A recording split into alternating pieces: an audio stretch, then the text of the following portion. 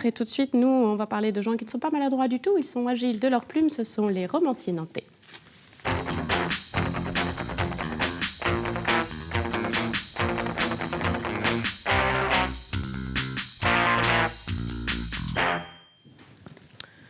Deux des représentants des romanciers nantais qui sont avec nous ce soir. Bonsoir. Bonsoir. Ça. Didier Saint-Martin ou Saint-Martin. Oui, comme vous voulez. Comme le libérateur de l'Argentine, n'est-ce pas? Oui, tout à fait. Et Stéphane Beau. Comme Beau. Voilà, les deux représentants de cette association des romanciers nantais qui s'est créée il y a quelques mois à Nantes et qui vient de faire paraître déjà, dans sa courte existence, un recueil de nouvelles au Grognard Éditeur que vous dirigez, Stéphane Beau, et qui s'appelle donc 12 pour 1. On a pêle-mêle les aventures d'une autruche cavaleuse, d'un faisan malfaisant, d'un don Juan malgré lui, d'un facteur trop bavard, de stagiaires plus ou moins zélés, etc., etc. Donc 12 nouvelles de ces 12 auteurs nantais. Alors, avant toute chose, on va revenir sur le début du commencement. Pourquoi avoir créé une association de romanciers nantais? C'est une forme de syndicat? Non. Non, au départ, il y a deux niveaux de réponse. La première, c'est qu'un romancier, on a beau avoir un monde d'imaginaire dans notre tête qui est souvent assez fabuleux, ça n'empêche que c'est un travail de solitude. On est tout seul devant sa page blanche. Aujourd'hui, c'est plutôt l'ordinateur. Un écran blanc. Et voilà, c'est ça. Et on passe des heures et des heures dessus. Et je trouvais ça un peu dommage de savoir qu'il y avait d'autres romanciers dans la région et qu'en fait, quasiment... On en voit d'ailleurs une petite brochette là sur cette voilà, image. et quasiment personne ne se connaissait, quoi. Ça, c'était le premier élément de réponse. La deuxième, c'est en fait... Vous ne fréquentiez pas déjà, avant de vous organiser en association? Bien sûr, on ne se connaissait pas. Deuxième élément de réponse, en fait, donc je suis journaliste aussi, et j'étais à un voyage de presse avec des grands responsables de presse culturelle parisienne. Je suis resté bloqué un peu 3 jours avec eux, et toute leur conversation littéraire, c'était Paris, Paris, Paris. Et à un moment donné, je leur ai dit mais vous rendez compte que depuis le début, vous ne parlez que de Paris? Et qu'il existe d'autres villes un petit peu alentour? Voilà, et eux m'ont dit non, pas du tout, pas du tout. Et là, je leur ai dit, citez-moi un éditeur du Grand Ouest. Et le blanc. Et là, je me suis dit, il y a quelque chose à faire. Il faut qu'on devienne une force pour que vis-à-vis de Paris, on puisse avoir cette reconnaissance, comme quoi il existe aussi des romanciers à Nantes et en Loire-Atlantique, quoi. Alors, est-ce que c'est aussi une façon peut-être de mettre en avant ces romanciers nantais dans les librairies, qu'on connaisse cette étiquette romancier nantais, de créer une forme de label, je ne sais pas. Label, on n'est pas vraiment sur du label, on est surtout sur l'idée de... à la fois déjà, comme tu as dit, de se réunir, oui, d'échanger, de faire un petit peu quelque chose qui est de nouveau, c'est-à-dire faire se heurter des personnes qui ne se côtoyaient pas, ou par un ou deux comme ça qui se connaissaient, et faire en sorte, c'est plus, je pense, quelque chose de vivant, qui permet, notamment par exemple au recueil de Vive, qui va peut-être permettre à un salon de Vive, qui permet... Oui, c'est ça, un de vos objectifs, c'est aussi peut-être de créer des manifestations littéraires. Mais créer des rencontres, créer de la vie, plus qu'à la limite faire en sorte qu'on soit plus dans les librairies. Bon, ce serait bien aussi, plus on sera vu, plus on est connu individuellement, c'est bien, mais le but aussi, c'est vraiment de faire quelque chose où tout le monde s'y retrouve, où il y a du concret aussi, quoi, un recueil qui paraît, des salons, des rencontres, ou des choses comme ça, quoi.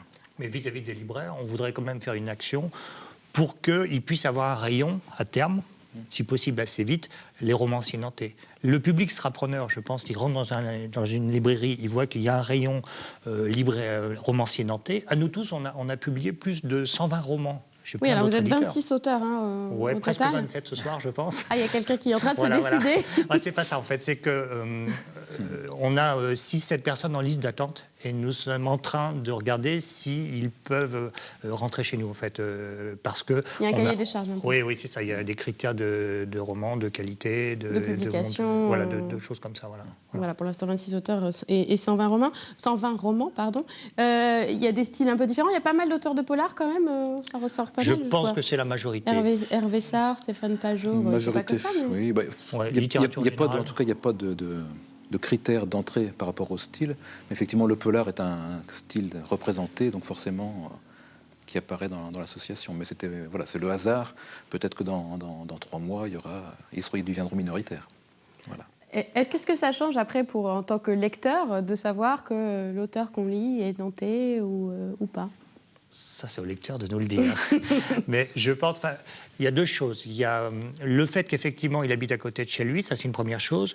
Aussi, on a à peu près la moitié des récits, je n'ai pas fait encore vraiment tout le listing, mais à peu près la moitié des récits, donc une 60aine de romans, qui se passent en Loire-Atlantique. Oui, c'est ça, qui ont pour cadre la Loire-Atlantique. Voilà. Enfin, par exemple, Stéphane Pajot, qu'on avait reçu sur son dernier Poulpe, ça se passe à Nantes, à Steak Fricks. Voilà, et on en a beaucoup comme ça, quoi. Hein. Oui. Oui, donc finalement, il y a pas mal d'histoires qui sont liées à Nantes. Alors vous-même, vous avez écrit des romans, évidemment, tous les deux, qui sont aussi situés à Nantes. Par exemple, je vois que vous avez écrit, Didier Saint-Martin, Les naufragés du Ver. Un petit clin d'œil à Nantes, capitale verte, en ce moment. C'était avant, hein, oui, puisque c'était en 2004. Nantes est devenue complètement capitale verte il y a quelques années, mais envahie par une nature... voilà. Voilà. Donc ça se passait à Nantes. Oui, ça, je fais partie aussi de ces 60 romans, voilà. Vous aussi, Stéphane Beau, vous placez certaines histoires à Nantes? Il y en a un qui se situe vaguement à Blain, mais voilà, ça... C'est le 44, donc on reste dans le 44. Quand même, hein. Oui, tout à fait. Alors, vous avez aussi fait pas mal de petits jeux de mots, hein, donc avec cet ouvrage 12 pour 1, oui, avec les chiffres. Stéphane Pajot, le titre. Stéphane Pajot, voilà, et on sent la patte du poulpe. On a aussi. voulu avoir un brainstorming un jour, et puis Stéphane Pajot nous en a sorti une dizaine comme ça en quelques minutes, et 12 pour 1, c'était très fort. Alors, on va voir si vous êtes si bon que ça pour les chiffres et les lettres. Alors, vous pouvez nous citer des expressions avec le chiffre 2. 2 ? Ouais. Joker. C'est vrai ? Ouais. Vous n'en avez pas ? Je ne sais pas, vu comme ça, Un tien vaut mieux que deux, tu l'auras. Par exemple, oui. Vous êtes bonne, vous, hein? Voilà, vous devriez faire une émission. Avoir le cul entre deux chaises. Oui, vraiment, on n'était pas prêts encore. Hein. Ah, vous n'étiez pas prêts? On n'était pas dans l'intimité pour sortir des expressions comme ça, vous comprenez? Ah, mais allez-y, il y a des chaises, vous avez voilà, c'est parfait. Et le chiffre 4? Oh. On est lamentable. En tout cas, quand on aura besoin d'un brainstorming pour le prochain recueil... Voilà, vous viendrez me voir, parce que j'avais coupé les cheveux en 4, tiré à 4 épingles également. On est plutôt sur de 12, 13, 14 prochain recueil qui va sortir en avril-mai. On va en ressortir. Ah, vous avez déjà une date pour le prochain? Festival Atlantide de la mairie de Nantes, à la Cité des Congrès. Il faut qu'on sorte notre premier recueil, notre deuxième recueil. Pour l'anecdote, en fait, on s'est réunis. Donc la première fois, ça s'est fait très très vite. Hein. L'idée n'existait pas de créer cette asso en septembre. C'était juste un petit mail échangé comme ça en disant tiens, on pourrait faire quelque chose. Octobre, on s'est rencontrés dans un bistrot. Donc c'était surréaliste. Hein. Bonjour, je m'appelle Philippe. Voilà, moi je m'appelle Alain. Non, mais c'était ça. Hein. Et là, Stéphane qui disait octobre. Hein, et si on sortait un recueil? Donc oui, l'idée était bonne. Moi, je m'étais dit on le sort pour le mois de mai, pour le festival. Puis après, on a un de nos adhérents, Stanislas, qui nous dit si moi je le lis en janvier, je m'en sers comme carte de vœux. Alors je lui dis, mais attends, tu te rends compte, on est fin octobre, on sort un bouquin en janvier. Eh bien, le 1er janvier, Stéphane est arrivé avec ses cartons, il m'a livré ça à la maison. Enfin, c'était toutes des créations ad hoc pour le recueil ou vous avez ressorti? Il y en a quand même, la moitié à peu près sont des créations pour le recueil. D'autres ont la chance d'avoir des stocks de réserve et ont pu piocher dedans. Mais bon, je pense que après, on va essayer d'en faire un recueil tous les 6 mois quand même. On va essayer de rester sur cette pour que les 26 puissent bientôt 27. Voilà. Ceux qui veulent puissent se mettre la main à la pâte. Il y a le roman, il y a la nouvelle. C'est quand même deux choses différentes. Et on a Lali Walker par exemple qui est une grande romancienne qui est la seule qui fait que ça dans sa vie d'ailleurs, mais qu'on est à 17 romans publiés. Oui, on l'a déjà reçu sur ce plateau. Et elle dit je suis baroque, il me faut 400 pages, sinon je ne m'exprime pas. Quoi. Donc vous voyez ce que je veux dire, c'est pas un thème imposé, c'est ceux qui veulent font point. Quoi. Voilà. Donc voilà, on le trouve dans toutes les bonnes librairies nantaises alors il est en train d'être... Comme tout est récent, donc c'est-à-dire qu'effectivement il est sorti des cartons il n'y a pas longtemps.